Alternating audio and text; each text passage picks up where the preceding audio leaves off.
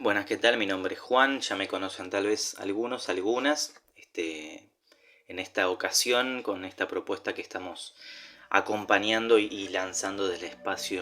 espacio de Amor du Cinema, vamos a estar abordando este concepto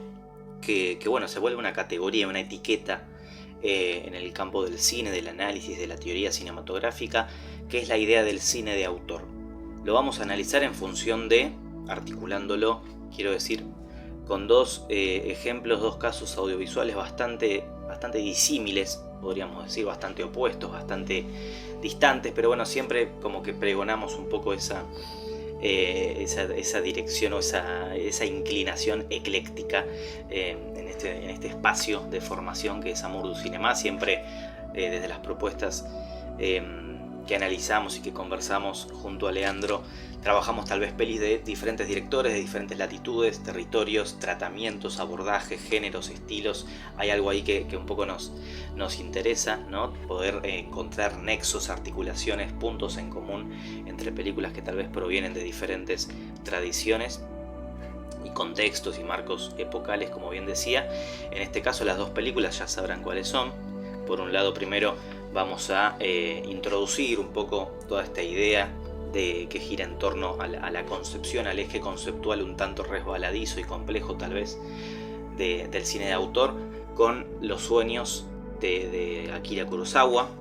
célebre y emblemático director de la historia del cine. Y por otro lado vamos a cerrar con una película muchísimo más reciente, muchísimo más popular, más masiva, que es El Callejón de las Almas Perdidas, del director mexicano Guillermo del Toro.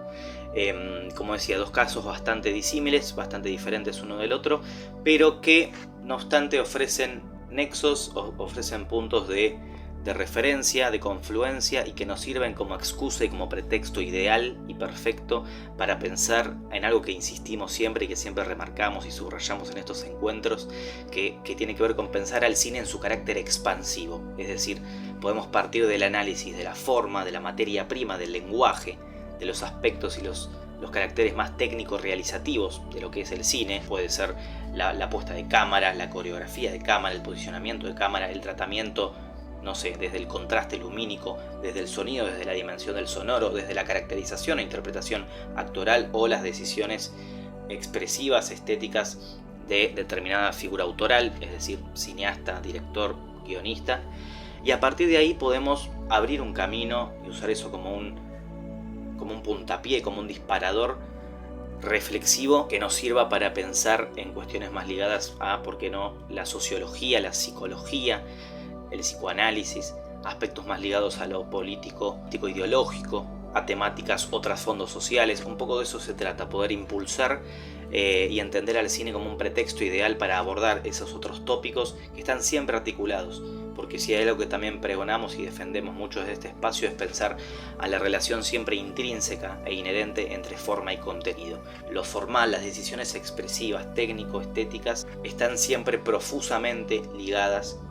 y en convergencia con los tópicos, con los temas, con el qué. La representación y el objeto representado entran siempre en un diálogo constante. En ese sentido, la idea de cine de autor podríamos comprender sus alcances si trazamos un repaso, una revisión historiográfica muy rauda, muy somera, muy rudimentaria. Podríamos hablar de tres vertientes. Una que afirma que el cine de autor es aquel en el que la figura autoral, es decir, el director, el cineasta o directora, dota de significación y de sentido, de singularidad y particularidad a su obra, a su entrega cinematográfica, a su película, por escribir el guión y dirigir la película al mismo tiempo. Esa dualidad, esa doble tarea creativa, expresiva de escribir y dirigir al mismo tiempo, le otorgarían a esta figura autoral esa suerte de supremacía, como para ponerlo en términos un tanto exacerbados, pero que a veces lo elevan a cierto lugar o estatuto reverencial que por supuesto tienen muchos directores consagrados de la historia del cine. Akira Kurosawa podría ser uno de ellos. Pero hay otras dos vertientes, creo yo, y esto vamos a analizarlo y tal vez no llegar a conclusiones acertadas o asertivas, pero sí a seguir conjeturando y teorizando y polemizando, ¿por qué no?, en el marco del de estos dos encuentros. Hay otras dos vertientes y la segunda es tal vez aquella que afirma y que asevera que el cine de autor es el que se gesta cuando una figura autoral, insisto, cuando hablo de ese concepto me estoy refiriendo al director o directora o cineasta, es quien, aún no habiendo escrito originalmente el guión de esa película, aún no habiendo escrito esa película, tratándose posiblemente de una transposición cinematográfica, en términos más coloquiales una adaptación, lo que llamamos una adaptación audiovisual, es decir, una obra que parte de una obra fuente preexistente, en la mayoría de los casos una obra literaria, y aún así dota de singularidad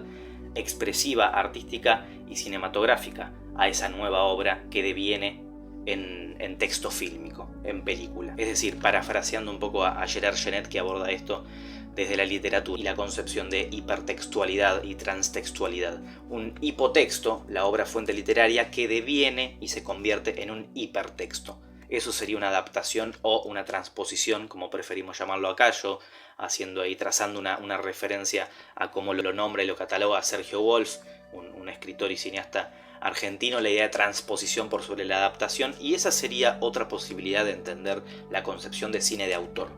Muchas veces no escriben sus propias películas porque, inclusive tratándose de una transposición o una adaptación cinematográfica, hay otra persona que firma el guión, aun tratándose de una transposición, con otro autor original en versión de obra fuente literaria, y aún así el directora, la figura autoral, hace trascender a esa obra a cierto nivel o estatuto en términos cinematográficos que la hace destacar por sobre sus demás atributos, podríamos decirlo de alguna manera. Por último, creo yo, podríamos hablar de una tercera vertiente de este cine de autor que está en verdad un poco más ligado y casi que se hibrida y se mezcla con la primera categoría, con la primera vertiente que presentábamos. Esta idea del cine de autor más ligado al campo de lo intelectual, de la teoría cinematográfica, por supuesto más arraigado a la historiografía del cine, a la historia, al conocimiento del pensamiento sobre el cine,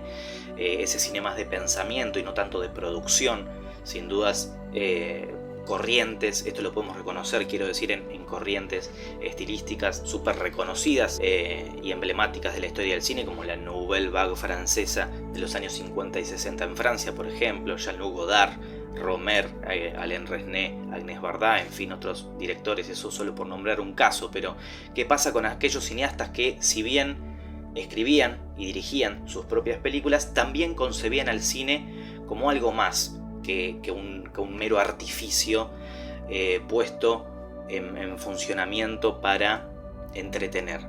entendido y comprendido como un objeto de consumo en el marco de normas de los parámetros y de los códigos y las barreras tanto morales como económicas y productivas del sistema capitalista, como parte de la industria cultural a la que, a fin de cuentas, en definitiva, el cine pertenece. Ese cine más ligado a esos sectores que tienen que ver con el campo del pensamiento y que concebían al cine como una herramienta en términos más político-socioeconómicos,